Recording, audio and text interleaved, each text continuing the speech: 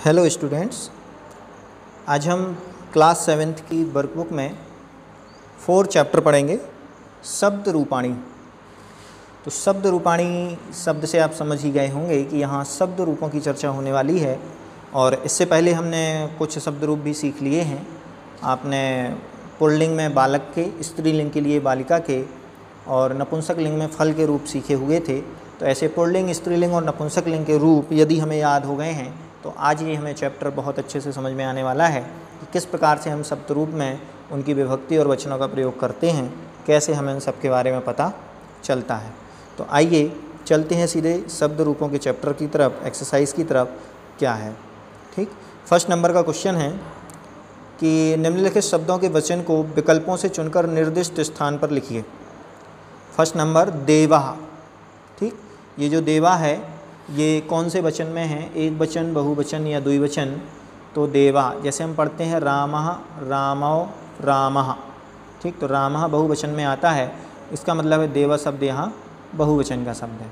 ऐसे ही पत्राणि, फलम फले फलानि, पत्रम पत्रे पत्राणि, ये भी यहाँ पर बहुवचन का शब्द है, पत्राणि।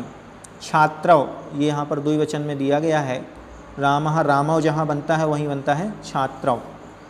ऐसे ही नरः, ये नरः भी यहाँ पर बहुवचन का शब्द है, पुल्लिंग बहुवचन का। अश्वौ, ये यहाँ पर द्विवचन का शब्द है, ठीक। तो शब्द रूपों के अकॉर्डिंग यहाँ पर हमने शब्दों के वचन बताए हैं। चलिए सेकंड नंबर क्वेश्चन की तरफ। इसमें हमें कुछ ऑप्शंस दिए गए हैं जिसमें हमें बताना है कि ये शब्द पुल्लिंग में है, स्त्रीलिंग में है या नपुंसक लिंग में। तो फलम सीधी सी बात है नपुंसक लिंग का शब्द है, देवः पुल्लिंग का शब्द है, माला स्त्रीलिंग का शब्द है क्योंकि इसके एंड में बड़ा आ है। जिसके एंड में बड़ा और बड़ी होती है वो स्त्रीलिंग का शब्द होता है। और राधा, ये भी स्त्रीलिंग का शब्द है, और देवी, ये भी स्त्रीलिंग का शब्द है। इस प्रकार से हमने यहाँ पर कुछ शब्दों के लिंग देखे। चलिए चलते हैं नेक्स्ट थर्ड नंबर क्वेश्चन की तरफ। इसमें हमें कुछ बहुत सारे ऑप्शंस दिए हुए हैं जिसमें हमें बताना है कि कौन सा शब्द एक वचन है, द्विवचन है और बहुवचन है, ठीक। देखिए सबसे पहले हम एक वचन की चर्चा कर लेते हैं कि एक वचन जिन के पीछे विसर्ग रखा हुआ है, या यदि स्त्रीलिंग के शब्द हैं तो उसमें विसर्ग नहीं है, वो सभी एक वचन के शब्द होते हैं। तो सबसे पहले एक वचन के शब्द देखते हैं। जैसे कि देखिए एक वचन के रूप में यहाँ पर लिखा हुआ है नरः, ठीक। इसके बाद एक शब्द है साधु, ठीक। और ये लता, ये प्रथमा विभक्ति एक वचन में ही बनते हैं। तो ये सारे के सारे एक वचन के शब्द हैं, ठीक। अब हम चलते हैं द्विवचन के शब्दों की तरफ। द्विवचन के शब्दों में ध्यान रखना, यदि पुल्लिंग के हैं तो औ की 2 मात्रा होगी, और यदि स्त्रीलिंग का शब्द है तो एक ही मात्रा होगी। और इकारांत यदि शब्द है तो उसी का जो इकारांत या उकारांत शब्द होता है उसको बड़ा दीर्घ कर दिया जाता है। जैसे कि देखिएगा यहाँ पर शब्द है हमारे पास नदी, ठीक। तो ये नदी शब्द यहाँ पर द्विवचन का शब्द है, नदी, ठीक। इसके बाद नदी शब्द तो यहाँ एक वचन में लिखा हुआ है। नदी शब्द को ना देख करके हम यहाँ डायरेक्ट देखेंगे 2 मात्राएं जैसे कि हमें दिख रही हैं पुरुषौ में, पुरुषौ। इसके बाद कपि, ठीक। कपि के बाद हमें दिखेगा एक ये साधु शब्द भी देखिए बड़ा ऊ हो गया है, यदि छोटा ऊ होता तो एक वचन में आ जाता। और एक ही मात्रा में बालिका शब्द का द्विवचन में बना है बालिके, ठीक। इस प्रकार से ये द्विवचन के शब्द यहाँ पर हुए। अब देखते हैं हम बहुवचन के शब्द। बहुवचन में देखिए बड़ा और विसर्ग है, बालः बहुवचन में बनता है, लतः बहुवचन में बनता है, मनुष्यः बहुवचन में बनता है, और लास्ट में मुनिया, ये मुनि शब्द का रूप है, मुनि मुनि मुनिया, ये मुनिया बनता है बहुवचन में, ठीक। चलिए नेक्स्ट क्वेश्चन की तरफ चलते हैं। यहाँ पर भी हमें कुछ ऑप्शंस दिए गए हैं और इन ऑप्शंस को हमें बताना है कि कौन सा इसमें से सही रहेगा। जैसे कि इन्होंने ऑप्शन दिया है गजौ, तो हमें यहाँ पर क्रिया का स्टैंडर्ड देख लेना है। यदि क्रिया द्विवचन की है तो द्विवचन का यूज़ करना है, क्रिया एक वचन की है तो एक वचन का। दिया है पठति, तो पठति में सीधा सा आएगा बालः। खादतः दिया है तो द्विवचन का आएगा बानरौ। उड्यन्ति बहुवचन में है तो बहुवचन काकः। हसन्ति बहुवचन में है तो छात्रा, लिखता एक वचन में है तो बालिका, धावती एक वचन में है तो अश्वा। ऐसे ही नेक्स्ट कूजंती, कूजंती देखिए बहुवचन में दिया है तो खगा बहुवचन का शब्द, नमतः द्विवचन का शब्द है तो भक्ताओ, क्रीडति एक वचन का शब्द है बालकः, पचति एक वचन की क्रिया है इसलिए महिला एक वचन का शब्द हम यहाँ पर भर देंगे। ठीक, चलिए नेक्स्ट हमें कुछ यहाँ पिक्चर्स दी हुई हैं। पिक्चर में हमें बताना है कि ये इनके शब्द रूप कैसे चलेंगे। तो मछली को संस्कृत में कहते हैं मीन, तो पुल्लिंग की तरह चलेंगे। तो सबसे पहले हम लिखेंगे मीनः। ठीक, मीन मतलब मछली होती है, तो इसका हम प्रथमा विभक्ति एक वचन बनाएंगे तो हमारा बन जाएगा मीनः, और यहाँ पर हम विसर्ग रख देंगे। द्विवचन में बनाएंगे मीनौ, दो मात्राएं जैसे रामों में होती हैं, और बहुवचन में बनाएंगे हम मीनः, बड़ा आ करके विसर्ग रख देंगे। ठीक, चलिए आगे भी कुछ पिक्चर्स हैं। ठीक, इनको भी हमें बताना है। जैसे हमें इसमें क्या दिख रहा है, बालक, तो बालक के रूप तो बालक की तरह ही चलना है, तो हमारा चलेगा बालकः विसर्ग, दो बालक हैं इसलिए बालकौ, और दो से अधिक बालक हैं इसलिए बहुवचन में लिख देंगे हम बालकः।